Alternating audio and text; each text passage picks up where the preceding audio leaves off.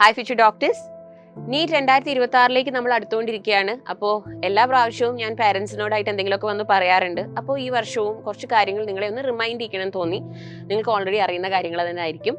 അതായത് നമുക്കറിയാം, നല്ല ചൂടുള്ള സമയമാണ്. നമ്മുടെ മക്കൾ നല്ലതായിട്ട് കഷ്ടപ്പെട്ട് ഈ ചൂടത്ത് പഠിക്കുന്നുണ്ട്. അവർക്ക് കുറച്ച് കൂളായിട്ടുള്ള അറ്റ്മോസ്ഫിയറിൽ ഇരുന്ന് പഠിക്കാനുള്ള സൗകര്യം നമുക്ക് ചെയ്തു കൊടുക്കാൻ പറ്റുമെങ്കിൽ അത് ഏറ്റവും ബെസ്റ്റായിട്ട് നിങ്ങൾ ചെയ്തു കൊടുക്കുക. കാരണം നിങ്ങൾക്ക് തന്നെ അറിയാം, ഇപ്പം ഈ ചൂട് കൂടുതലായത് കാരണം നമ്മുടെ ഗവൺമെൻറ് തന്നെ ഒരുപാട് എന്താ പറയുക, സൺബേൺ ഒക്കെ അടിക്കാണ്ടിരിക്കാനുള്ള കുറേ റെസ്ട്രിക്ഷൻസ് ഒക്കെ കൊണ്ടുവന്നിട്ടുണ്ട്. അപ്പോൾ നമ്മുടെ മക്കൾക്ക് വീടുകളിൽ ഇരുന്നിട്ടാണെങ്കിലും ഏറ്റവും കംഫർട്ടബിൾ ആയിട്ട് പഠിക്കാനുള്ള അറ്റ്മോസ്ഫിയർ ഉണ്ടാക്കി കൊടുക്കുക എന്നുള്ളത് നമ്മളുടെയും കൂടെ റെസ്പോൺസിബിലിറ്റിയാണ്. നിങ്ങളത് നന്നായി ചെയ്യുന്നുണ്ടാവും അറിയാം, but I am just reminding you. പിന്നെ ഇത് റിലേറ്റഡ് ആയിട്ട് ഇപ്പം ഈ ഒരു ദിവസങ്ങളിൽ ഈ ചൂടത്ത് ഇവരെ കൊണ്ട് പുറത്തു പോവല്, ട്രാവലിങ് അതൊക്കെ ഒന്ന് അവോയ്ഡ് ചെയ്യുക. കാരണം നല്ല തളർന്നിട്ടായിരിക്കും അവർ തിരിച്ച് വീട്ടിലേക്ക് വരിക. അപ്പോൾ ആ സമയത്ത് ഇവർക്ക് പിന്നെ ഇവരുടെ ക്ലാസ്സസ് കാണാനും അല്ലെങ്കിൽ റിവിഷൻസ് ചെയ്യാനും ഒക്കെ നല്ല തളർച്ച ഉണ്ടാവും. ചൂടത്ത് പോയൊന്ന് പുറത്ത് പോയിട്ടൊന്ന് വീട്ടിലേക്ക് വന്നു കഴിയുമ്പോൾ നമുക്ക് തന്നെ അറിയാം നമ്മൾ എത്ര ടയേർഡ് ആവുന്നു. സോ അതൊന്ന് എല്ലാവരും ഒന്ന് ശ്രദ്ധിക്കുക. പുറത്തേക്കുള്ള അധികം യാത്രകളും അല്ലെങ്കിൽ ഫാമിലി ഫംഗ്ഷൻസിന് പോലെ ഇതൊക്കെ ഇനിയുള്ള ദിവസങ്ങളിലൊന്ന് ഒഴിവാക്കുക. പിന്നെ എനിക്ക് പാരൻസിനോട് പറയാനുള്ളത്, നമ്മുടെ മക്കളെ നമ്മൾ എക്സാം ഹാളിലേക്ക് കൊണ്ടുപോകുന്ന സമയത്തുള്ള കാര്യങ്ങളാണ്. അതായത് നമുക്ക് ഓൾറെഡി സിറ്റി ഇൻറ്റിമേഷൻ വന്നിട്ടുണ്ട്. നമ്മൾ എവിടെയാണ് എക്സാം എഴുതാൻ പോകുന്നതെന്നൊക്കെ ഉള്ളത് ഉടനെ തന്നെ അഡ്മിറ്റ് കാർഡ് റിലീസ് ചെയ്യുമ്പോൾ നമുക്ക് അറിയാൻ പറ്റും. അപ്പോൾ നമ്മളുടെ എക്സാം സെൻറ്ററിൻ്റെ ഡിസ്റ്റൻസ് ഒക്കെ നമ്മൾ നേരത്തെ തന്നെ നോക്കി നമ്മുടെ മക്കൾ എങ്ങനെയാണ് പരീക്ഷ എഴുതാൻ പോകുന്നത് എന്നുള്ളത് നമ്മളും കൂടി ഒന്ന് നോട്ട് ചെയ്യണം. കാരണം 23 ലക്ഷത്തോളം കുട്ടികൾ എഴുതുന്ന ഒരു എക്സാമാണിത്. അത്രയധികം ആസ്പിരൻസ് എഴുതുന്ന എക്സാമാണ്. സോ അന്നത്തെ ദിവസം അത്യാവശ്യം നല്ല ട്രാഫിക്കും കാര്യങ്ങളൊക്കെ ഉണ്ടാവാൻ സാധ്യതയുണ്ട്. എക്സാം സെൻറ്ററിൽ നമ്മൾ കറക്റ്റ് സമയത്ത് റിപ്പോർട്ട് ചെയ്യുക എന്നുള്ളതും വളരെ ഇമ്പോർട്ടൻ്റ് ആണ്. അപ്പോൾ യൂഷ്വലി നമുക്കൊരു 12 PM ആകുമ്പോഴേക്കും തന്നെ നമുക്ക് എക്സാം ഹാളിൽ നേരത്തെ തന്നെ എത്തിച്ചേരാൻ നോക്കാം. 2 മണിക്കാണ് എക്സാം.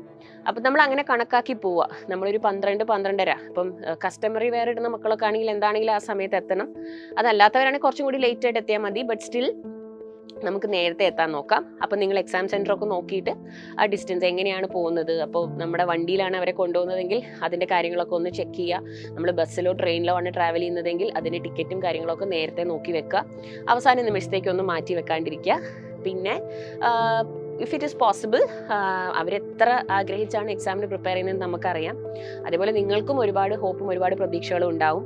അപ്പം അന്നത്തെ ദിവസം നിങ്ങൾക്ക് ജോലിയിൽ നിന്നൊക്കെ ഒരു ലീവ് എടുത്ത് അവരുടെ കൂടെ അവരെ അക്കോമ്പനി ചെയ്യാൻ പറ്റുവാണെങ്കിൽ നല്ലതായിരിക്കും. കാരണം കഴിഞ്ഞ വർഷം ഞാൻ ഒബ്സർവ് ചെയ്തൊരു കാര്യമായിരുന്നു. കഴിഞ്ഞ വർഷത്തെ എക്സാം നല്ല ടഫ് എക്സാം ആയിരുന്നു. അപ്പോൾ എക്സാം ഹാളിൽ നിന്ന് കുട്ടികൾ കരഞ്ഞുകൊണ്ടാണ് ഇറങ്ങി വന്നത്. അപ്പോൾ ഫസ്റ്റ് തന്നെ കാണുന്നത് നിങ്ങളുടെ മുഖമാണ്. അപ്പോൾ നിങ്ങൾ അവിടെ ഉണ്ടല്ലോ എന്നുള്ളൊരു ആശ്വാസം ഒരുപാട് കുട്ടികൾക്ക് കഴിഞ്ഞ വർഷം പേരൻസ് ഉണ്ടല്ലോ എന്നുള്ളത് വലിയൊരു ആശ്വാസമായിരുന്നു. അവർക്ക് അവരുടെ ആ ഒരു മാനസികാവസ്ഥ കാരണം ഭയങ്കര ഒരു വിഷമത്തിലാണ് മക്കളൊക്കെ ഇറങ്ങി വന്നത്. അപ്പോൾ അതേപോലെ ഈ വർഷം നമുക്ക് എന്താവും അറിയില്ല. മേ ബി എക്സാം ഈസി ആയിരിക്കും.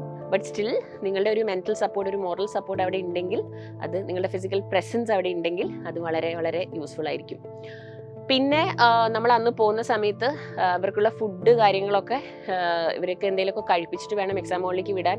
നല്ലപോലെ വെള്ളം കുടിപ്പിക്കണം. ബിക്കോസ് ഇത് നല്ല ചൂടുള്ള സമയമാണ്. 3 hours എക്സാമാണ്. അപ്പോൾ ഓൾറെഡി ഫുഡ് കഴിച്ച ഉടനെ തന്നെ അവർ എക്സാം ഹാളിലേക്ക് കയറ്റി വിടാതെ കുറച്ച് നേരത്തെ എത്തി ഫുഡൊക്കെ കഴിച്ചൊന്ന് റിലാക്സ്ഡ് ആയിട്ട് അവരൊന്ന് കുറച്ചൊക്കെ ഒന്ന് നടന്ന് പിന്നെ ഫ്രിസ്കിങ് പ്രൊസീജിയറൊക്കെ കൃത്യമായി കഴിഞ്ഞതിന് ശേഷം എക്സാം ഹാളിലേക്ക് പോകുന്ന പോലെ നമുക്ക് പ്ലാൻ ചെയ്ത് കൊടുക്കാം. പിന്നെ എക്സാം ഹാളിലേക്ക് കൊണ്ടുപോവേണ്ട കാര്യങ്ങൾ, അതൊരു ഡീറ്റെയിൽഡ് വീഡിയോ ആയിട്ട് നമ്മൾ കുറച്ചും കൂടി കഴിയുമ്പോൾ എല്ലാം പറയും. എന്നാലും ഞാൻ ഒന്ന് റിമൈൻഡ് ചെയ്യിക്കാം. അവർക്ക് അവരുടെ അഡ്മിറ്റ് കാർഡ് വേണം. അഡ്മിറ്റ് കാർഡിൽ ഒട്ടിക്കാനായിട്ടുള്ള post card size photo, 2 passport size photos, അവരുടെ ഗവൺമെൻറ് ID പ്രൂഫ്, രജിസ്ട്രേഷൻ ഫോമിൽ കൊടുത്തിരിക്കുന്ന ഏത് ID പ്രൂഫാണോ അത്. പിന്നെ ഫോട്ടോഗ്രാഫിൽ ഡേറ്റും പേരും സിഗ്നേച്ചറും ഇല്ല, അതൊന്നും പ്രശ്നമില്ല. ഓക്കെ, അതൊന്നും ഓർത്ത് ലാസ്റ്റ് മിനിറ്റിൽ ടെൻഷൻ അടിക്കേണ്ട. പിന്നെ കോപ്പീസ് എടുത്തിട്ട് പോവുക. അഡ്മിറ്റ് കാർഡിൻ്റെ കോപ്പി, ID പ്രൂഫിൻ്റെ copy, original and copy, Aadhaar ആണോ നിങ്ങൾ എന്താണോ കൊടുത്തിരുന്നത് അതെടുത്തിട്ട് പോവുക. പിന്നെ എക്സാം ഹാളിലേക്ക് കൊണ്ടുപോകേണ്ട കാര്യങ്ങൾ, പേന അതൊന്നും കൊണ്ടുപോകേണ്ട ആവശ്യമില്ല. അതൊക്കെ അവിടെ പ്രൊവൈഡ് ചെയ്യും. ബട്ട് സ്റ്റിൽ ഒരു ഡീറ്റെയിൽ വീഡിയോ ആയിട്ട് ഞാൻ വരുന്നതായിരിക്കും. സോ പാരൻസ് ഈ കാര്യങ്ങളൊക്കെ ഒന്ന് ശ്രദ്ധിക്കുക. ഇനിയുള്ള ദിവസങ്ങളിൽ ഇവർക്ക് മാക്സിമം മെൻറ്റൽ സപ്പോർട്ട് കൊടുക്കുക. അവർക്ക് കംഫർട്ടബിൾ ആയിട്ട് റിലാക്സ്ഡ് ആയിട്ട് ഇരുന്ന് പഠിക്കാനും റിവൈസ് ചെയ്യാനുള്ള അവസരം കൊടുക്കുക. ഒരുപാട് കാര്യങ്ങൾ കുത്തി ചോദിച്ച് നമുക്ക് അവരെ ലാസ്റ്റ് മിനിറ്റിൽ ആങ്സൈറ്റി കൂട്ടാണ്ടിരിക്കാം. അവരെ കൊണ്ട് പറ്റുന്ന പോലെ പഠിച്ചവർ എക്സാം എഴുതട്ടെ. And let's be there for them, let's support them. Thank U.